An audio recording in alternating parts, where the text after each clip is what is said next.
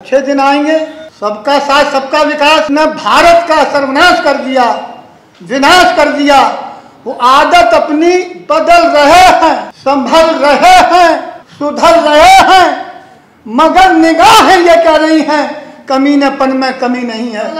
देश का प्रधानमंत्री नारी का सम्मान घटाने वाला, देश का प्रधानमंत्री संविधान विरोधी, लोकतंत्र विरोधी मोदी ने देश के सामने एक संकट खड़ा कर दिया है। देश के सभी राजनीतिक दल यथास्थितवादी व शोषणकारी ताकतों के द्वारा नियंत्रित व संचालित हैं अथवा उनके कब्जे में हैं।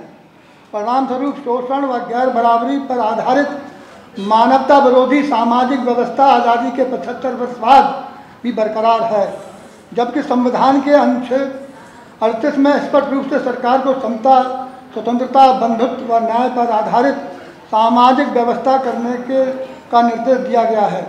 गैर बराबरी पर आधारित ऊर्ध्वाधर खड़ी हुई है। वर्ण व्यवस्था द्वारा निर्देशित भारत की सामाजिक व्यवस्था ही हमारे दुखों का कारण है। अतः मैं प्रस्ताव करता हूँ कि भारतवर्ष में सामाजिक परिवर्तन की लहर तैयार करने के लिए समता, स्वतंत्रता, बंधुत्व और न्याय पर आधारित सामाजिक व्यवस्था की स्थापना के लिए सामाजिक परिवर्तनकारी एक नए राजनीतिक दल का गठन किया जाए। सामाजिक परिवर्तन जिसका मुख्य एजेंडा हो, जो सामूहिक नेतृत्व द्वारा लोकतांत्रिक तरीके से संचालित किया जाए। आदरणीय अध्यक्ष महोदय, मंचासीन महानुभाव और सभागार में बैठे हुए हमारे प्रबुद्ध साथियों, हमें 38 साल पुराना वो दिन याद आ रहा है जब वामसेफ डियास्पोरा के संस्थापक मानवर कांशीराम ने इसी परिसर में और इस परिसर के बाद बोर्ड क्लब पर बहुजन समाज पार्टी की स्थापना की थी। हम जैसे हजारों साथी हजारों किलोमीटर की साइकिल यात्रा करके यहाँ उपस्थित हुए थे। तो चूंकि समय का अभाव है, मोटा मोटी तरीके से हम अपनी बात कहना चाहते हैं। वो आदत अपनी बदल रहे हैं। कौन? अच्छे दिन आएंगे। सबका साथ सबका विकास जिसने भारत का सर्वनाश कर दिया, विनाश कर दिया, वो आदत अपनी बदल रहे हैं, संभल रहे हैं, सुधर रहे हैं, मगर निगाहें ये कह रही हैं कमीनेपन में कमी नहीं है।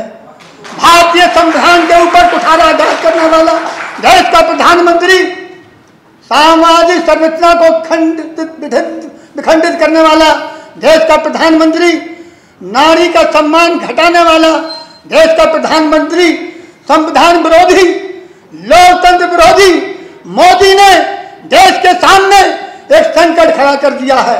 मैं यहाँ पर बाबा साहब डॉक्टर भीमराव अंबेडकर को याद करना चाहता हूँ और कहना चाहता हूँ, जहाँ सहनशीलता की सीमाएं समाप्त होती हैं वहाँ क्रांति जन्म लेती है। यह दस्तावेज क्रांति का है कि सामाजिक संरचना के परिसरों को एक राजनीतिक दल बनाना चाहिए। हमारे जस्टिस साहब ने इसको संकेत किया है। मैं कहना चाहता हूँ, बहुत से दल हैं। बाबा साहब डॉक्टर भीमराव अंबेडकर ने कहा था कि राजनीतिक सत्ता वो मास्टर चाबी है जिससे सारे तिजोरियों का ताला खोले जा सकते हैं। हम समाज आधार पर काम करें, लेकिन हमें एक सच्ची अच्छी नैतिकतावान, ऊर्जावान राजनीतिक पार्टी बनानी चाहिए, तभी हम अपने दुश्मन को परास्त कर सकते हैं। बाबा साहब डॉक्टर भीमराव अंबेडकर ने कहा था, हमारी बेटी ने अभी संकेत किया कि कलाबा बांध के हम जय जयकार करते हैं कि जहाँ जब तक देश के अंदर ब्राह्मणवाद रहेगा, ये देश तबाह बर्बाद रहेगा, तब तक समाजवाद और साम्यवाद की कल्पना करना व्यर्थ है। मैं एक शब्द में 1 मिनट में भी बात खत्म करना चाहता हूँ। 120 साल पूर्व हमारे छत्रपति साहू महाराज ने 50% का आरक्षण दिया। हम आरक्षण का मतलब ही नहीं समझ पाए।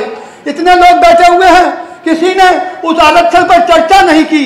क्यों नहीं की कि हम उसका महत्व नहीं समझते हैं। आरक्षण का मसला कोई रोजी रोटी का मसला नहीं, आरक्षण का मसला कोई नौकरी चाकरी का मसला नहीं, बल्कि शासन और प्रशासन में हिस्सेदारी का सवाल है। जिस समाज की शासन और प्रशासन में हिस्सेदारी नहीं रहती है वो गुलाम और लाचार बनकर रह जाता है। हम गुलाम हैं, आप गुलाम हैं। अगर वो गुलाम नहीं होते तो बाबा साहब डॉक्टर भीमराव अम्बेडकर ने 40 साल के संघर्ष करने के बाद हमें भारतीय संविधान दिया, आरक्षण की व्यवस्था कर दी। मोदी ने हमारे संविधान को कुठाराघात किया, आरक्षण को समाप्त करने के उद्देश्य से उसने सरकारी विभागों का निजीकरण कर दिया। जब तक हम पारी खर्च को कुश्ती नहीं लड़ाएंगे बात नहीं बनाएगी। इसलिए मानवर कांसी राम ने कहा था कि जिसकी जितनी संख्या भारी उसकी उतनी हिस्सेदारी। बहुत हमारा राज तुम्हारा नहीं चलेगा, 85 पे 15 का शासन नहीं रहेगा।